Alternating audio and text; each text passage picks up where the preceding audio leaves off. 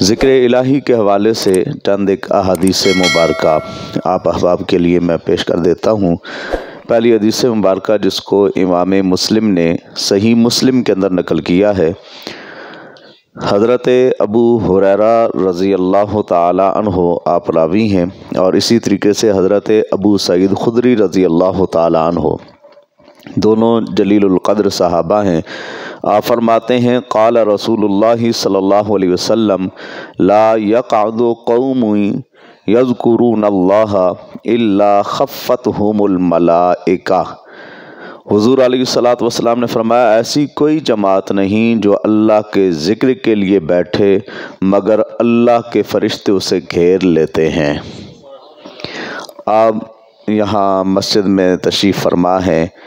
تو ذکر الہی کے لیے بیٹھے ہیں نا، کہ اللہ کا ذکر کریں گے، سبحان اللہ کہنا یہ بھی اللہ کا ذکر ہے، نماز یہ بھی اللہ کا ذکر ہے،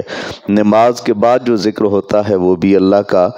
ذکر ہے۔ تو جو آدمی ذکر کرنے کے لیے اکٹھے ہوتے ہیں،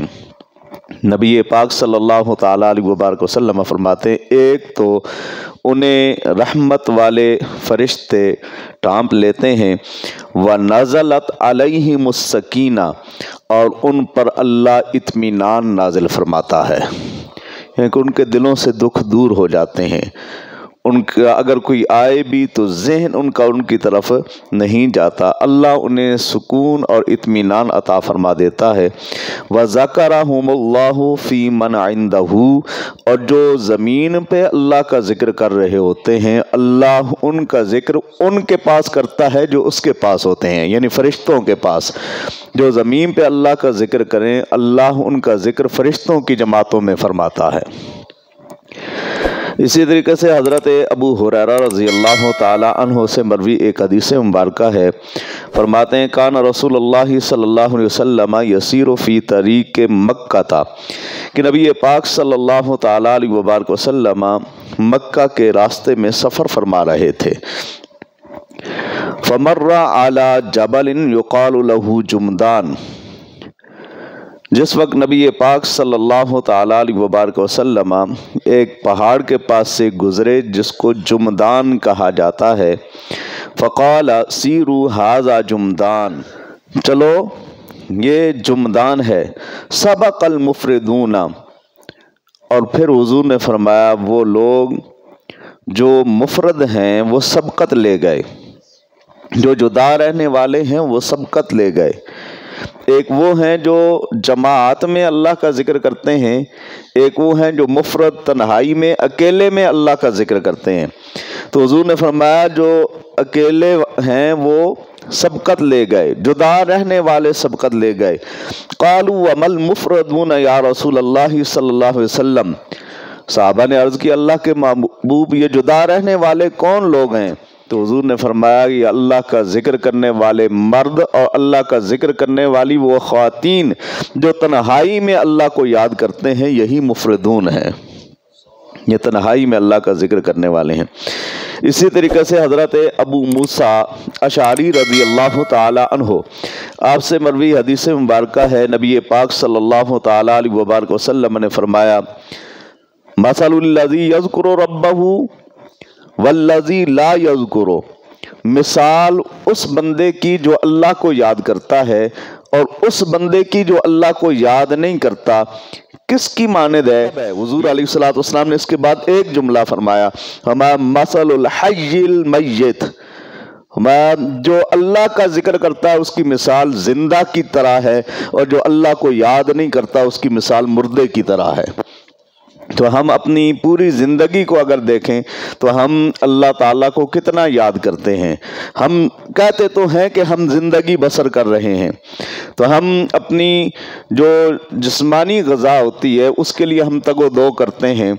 آنکھ ہماری کھلتی ہے تو ہم اس جسمانی غذا کے لیے لگ جاتے ہیں، اور اس میں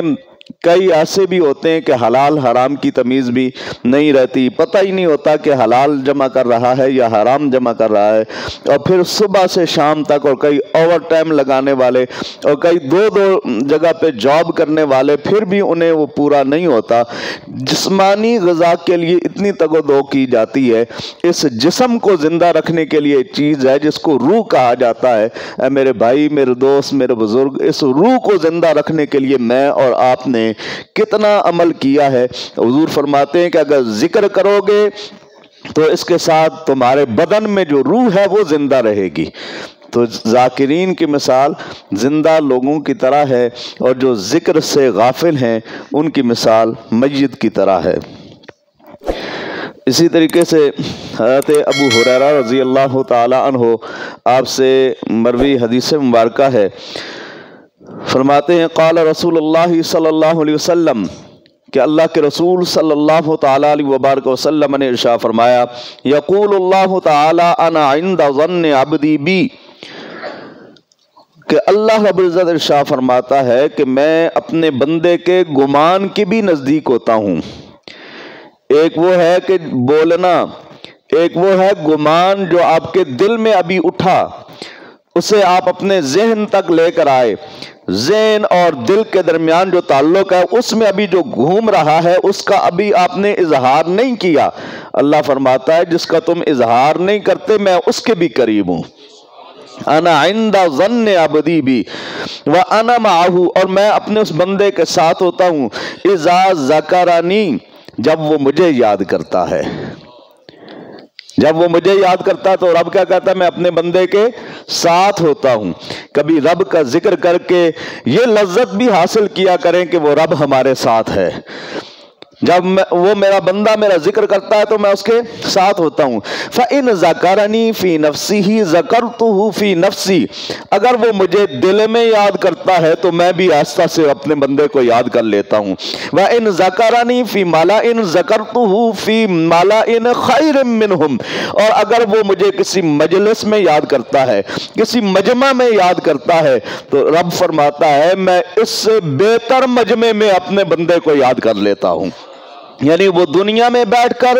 اپنے محلے داروں میں، رشتہ داروں میں، اعزاء و اقرباء میں مجھے یاد کرتا ہے، تو میں فرشتوں کی جماعت میں اپنے بندے کو یاد کر لیتا ہوں۔ تو اپنے رب کو یاد کیا کریں، اس کا ذکر کیا کریں۔ جب بھی آپ کو وقت ملتا ہے اپنی زندگی کے اوقات کو غفلت میں نہ گزاریں۔ اللہ تعالی ہم سب کا حامی و ناصر ہو، اور اللہ ہمیں اپنا ذکر کرنے کی توفیق نصیب فرمائے۔